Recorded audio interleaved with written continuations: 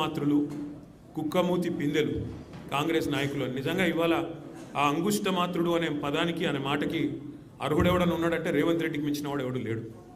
కుక్కమూతి పిందెలు అని కాంగ్రెస్ నాయకులను తారక రామారావు గారు అనేది ఖచ్చితంగా వారికి తగిన మాట అది.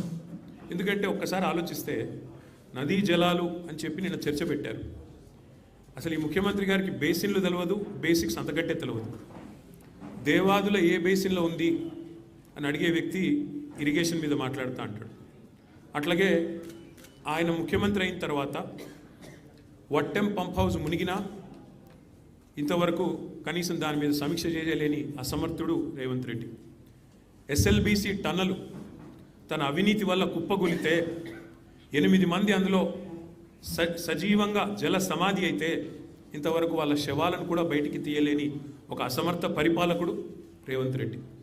సుంకిశాల రిటైనింగ్ వాళ్ళు పేక మేడలాగా కుప్పకూలితే ఏ సంస్థనైతే నిర్మాణం చేస్తోందో ఆ సంస్థను బ్లాక్ లిస్ట్ చేయాలి అని నీ డిపార్ట్మెంట్ స్వయంగా సిఫారసు చేసినా దాన్ని అమలు చేయలేని అర్భకుడు రేవంత్ రెడ్డి. అట్లాగే ఆయన పరిపాలన గురించి ఒక మాటలో కట్టే కొట్టే తెచ్చే అన్నట్టు చెప్పాలి అంటే ఏమున్నది పరిపాలన గొప్పతనం ఈ 2 ఏళ్లలో? పేల్చివేతలు, కూల్చివేతలు, ఎగవేతలు. మనం ఎన్నో చూసాము చరిత్రలో. కానీ ఇంత చెత్త ప్రభుత్వం, చెక్ డ్యామ్లను పేల్చేసే చెత్త ప్రభుత్వం బహుశా భారతదేశంలో కాదు ప్రపంచంలో ఎక్కడ ఉండదు. ఎవరైనా నిర్మాణాలు చేస్తారు, మీరు విధ్వంసం తప్ప మీకేమి తెలియదు. పేల్చివేతలు ఎట్లా అయితే మేడిగడ్డను బాంబులతో పేల్చారో అట్లాగే ఇవాళ చెక్ డ్యాములు పటాకాలు పేల్చినట్టు పేలుస్తూ ఉన్నది కాంగ్రెస్ నాయకత్వం. దానికి వంతపాడుతున్నది ఈ దిక్కుమాలిన ప్రభుత్వం. కూల్చివేతలు, పేదల ఇల్లు కూల్చడం తప్ప ఒక ఇల్లు కట్టినా ముఖం లేదు మీకు 2 ఏళ్లలో. ఇక ఎగవేతల గురించి అయితే మిమ్మల్ని ఎన్నిసార్లు ఉరిదీయాలో తెలియదు. మరి ఉరిదీయాలి అని మాట్లాడుతున్నావు. నీ రాహుల్ గాంధీని ఉరిదీయాలి. ఎక్కడ? అశోక్ నగర్ నడి చౌరస్తాలో 2 లక్షల ఉద్యోగాలు అని చెప్పి మాట తప్పినందుకు రాహుల్ గాంధీని ఉరిదీయాలి. రైతులకు రుణమాఫీ చేస్తా అని చెప్పి మాట తప్పినందుకు వరంగల్లో రాహుల్ గాంధీని ఉరిదీయాలి.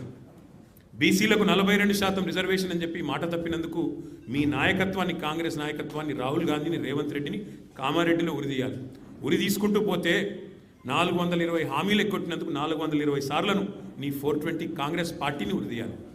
కేసీఆర్ గారిని పట్టుకొని నోటికొచ్చినట్టు మాట్లాడుతూ పనికిమాలిన చెత్తవాగుడు వాగుతూ నిన్న శాసనసభలో ఆయన మాట్లాడిన మాట బాధ ఎక్కడ అంటే, సరే ముఖ్యమంత్రి ఒక అర్భకుడు, అంగుష్టమాత్రుడు, ఒక నికృష్టుడు, ఇవన్నీ మనకు తెలుసు. సర్వభ్రష్ట ప్రభుత్వానికి ఇవాళ అధినేత ఈ ముఖ్యమంత్రి. సర్వభ్రష్ట ప్రభుత్వం ఇది. ఈ రంగం ఆ రంగం అని కాదు, అన్ని రంగాల్లో అట్టర్ఫ్లాప్ ప్రభుత్వం, సర్వత్రా విఫలమైన ప్రభుత్వం.